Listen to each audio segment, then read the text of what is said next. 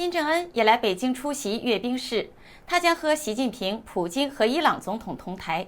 邪恶轴心终于聚首，一种不祥的气氛弥漫开来。四人当中，普京困在俄乌战争中无法脱身，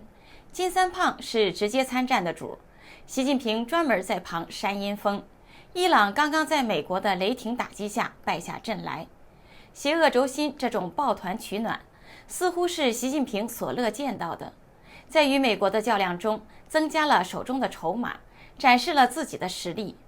然而，金三胖和普京都是反复无常的存在，既可以成为习近平对抗川普的筹码，也是难搞的烫手山芋。金正恩的到来对习近平是福还是祸呢？可能只有习近平自己知道。观众朋友好，这里是大时局，我是月音。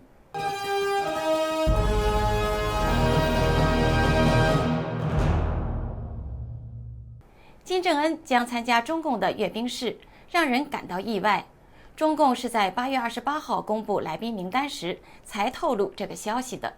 朝鲜虽然是中国的邻国，金正恩却很少与中共的领导人互动。自从2019年以来，这是金正恩首次访问中国。朝鲜与中国的关系似乎相当疏远，最近却与俄罗斯交往得非常密切。金正恩派出军队与俄罗斯士兵并肩作战，却让北京感到很不自在，有种被抢了风头的感觉。中共宣称与俄罗斯的关系无上限，是亲密的伙伴，为俄罗斯提供经济支持和军民两用物资，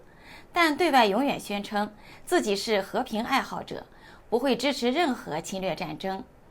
中共的这说一套做一套的两面派手法，玩的是相当的纯熟。金三胖对此却嗤之以鼻。金三胖那可是敢干敢说的主，怎么任性怎么来。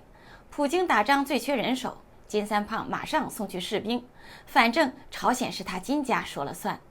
不过金三胖的到来也是让习近平感觉很有面子的。举行阅兵仪式本来就是要秀一下中共的武力和外交胜利。金三胖和普京也是川普拉拢的对象。川普在与韩国总统会晤中表示，希望再次会一会金三胖。金三胖没去见川普，却来北京与习近平会面，习近平能不高兴吗？川普虽然在8月15号在阿拉斯加面见了普京，普京也在俄美关系的改善中憧憬了一番，但终于还是没有结束战争，俄乌战争还在延烧。普京是习近平与川普叫板的一张王牌。普京能来中国访问，习近平觉得这是自己的一大战绩，也是自己应对反习势力的筹码。金三胖与普京一样，都是反复无常的。虽然今天是习近平的座上宾，是习近平对抗川普的筹码，但也可能变成烫手的山芋。中共外交部原本预计，朝鲜只会派出劳动党中央书记崔龙海来北京，没想到金正恩答应出席。这让中共非常的尴尬，因为金正恩一来，世界公认的邪恶轴心头目就会同框出现在北京天安门城楼。中共外交部想借阅兵式塑造和平形象的计划完全破产。日本政府呼吁欧亚各国政要不要出席93阅兵式，以免为中共的错误历史叙事背书。西方国家的领袖几乎全部拒绝出席北京的阅兵，只有东南亚一些小国的元首答应出席，让中共这场活动非常的难看。台媒上报报道，来自北京的消息透露，中共内部对这场阅兵产生了两派的意见。中共外交部希望借着阅兵传达备而不战的立场。俄罗斯发动了俄乌战争，伊朗是中东乱源，朝鲜是韩国的主要威胁，中共也一直对第一岛链虎视眈眈。国际社会对邪恶轴心领袖同台参加阅兵式会感到非常的厌恶，造成很恶劣的观感，主张谨慎规划邀访名单。不过，中共全国政协主席王沪宁与中共中央书记处书记蔡奇却认为，不用在意西方的抵制。他们认为，中共在此时与俄国、伊朗和朝鲜的并肩合作，将对美国形成谈判压力。中共高层甚至认为，这个时间点正是对刚上任的李在明施压，使其立场倾向北京，进一步对日本构成压力。据悉，美国如果想对北京采取政治或经贸行动，看到这些国家围拢在中共周围，也会谨慎考虑。中共想介入中东俄乌和谈，这些都是可以运用的筹码。朝鲜和俄罗斯能否成为中共对抗川普的筹码，不是板上钉钉的事。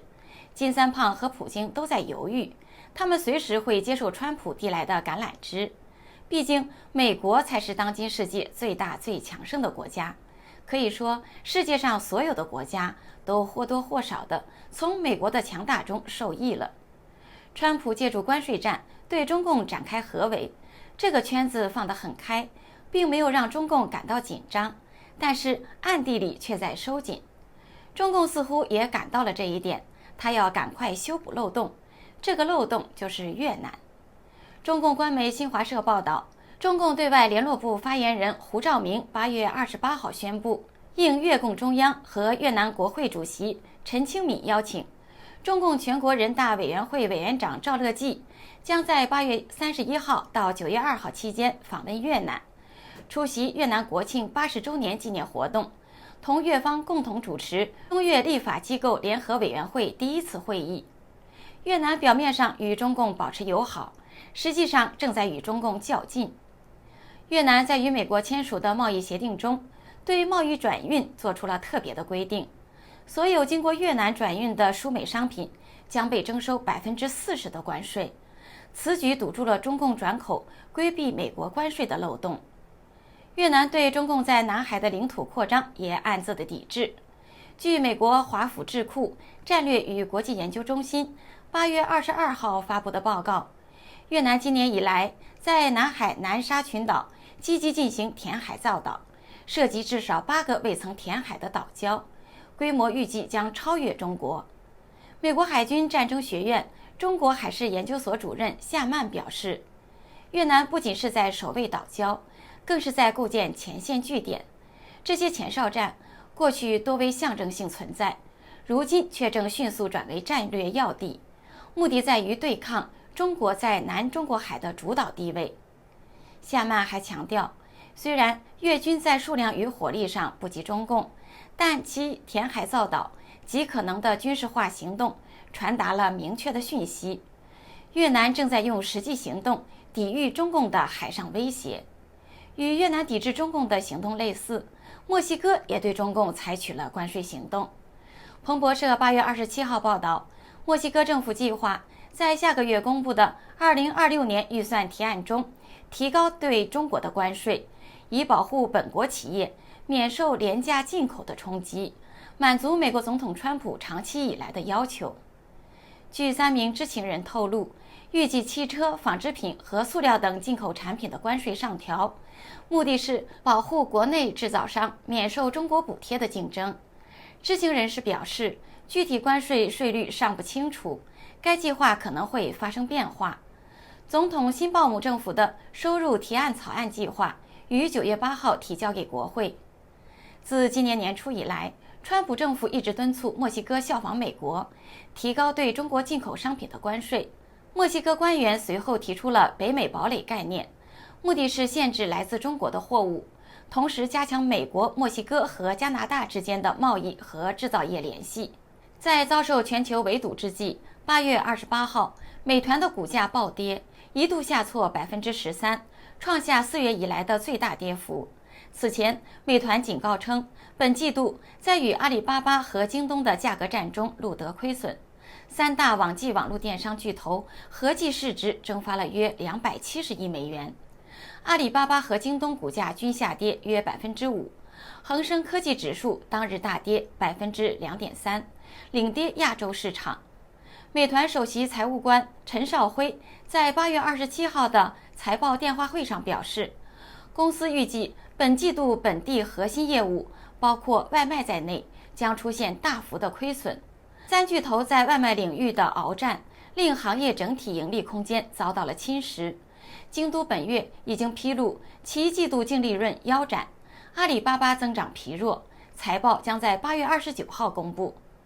过去的几个月，美团、阿里巴巴、京东纷纷砸下了数十亿美元，投入补贴和外卖骑手扩招。然而，这一策略适得其反，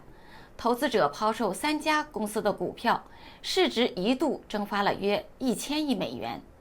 与此同时，中国产能过剩的太阳能产品只能卖往非洲。《纽约时报》8月28号报道，据全球能源智库 Amber 对中国出口数据的分析，在过去的1年里，中国企业向非洲大陆多国出口了大量太阳能设备，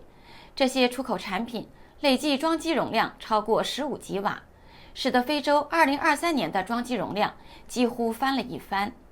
非洲大陆超过6亿人还没有用上电，即使在有电力供应的地方，停电也是常见的问题。据 Amber 周二发布的分析，2024年7月到2025年6月期间，非洲国家从中国进口的太阳能面板增长了60%。非洲最大的2个经济体南非和奈及利亚的进口量位居前列，狮子山进口的太阳能面板相当于其目前总发电量的1半以上，查德则接近其目前总发电量的1半。非洲第3大进口国阿尔及利亚很可能将中国生产的太阳能组件用于中资企业建设的太阳能电站，但在其他国家，太阳能板正悄然遍布城乡的住宅和企业建筑屋顶。中共受到西方世界的围堵，川普的网撒得很大很广，让中共好像还在自由自在地游来游去，利用9月3号在北京阅兵的机会，试图与俄罗斯、朝鲜和伊朗抱团取暖，延续上合峰会共商大计的主题，对抗美国。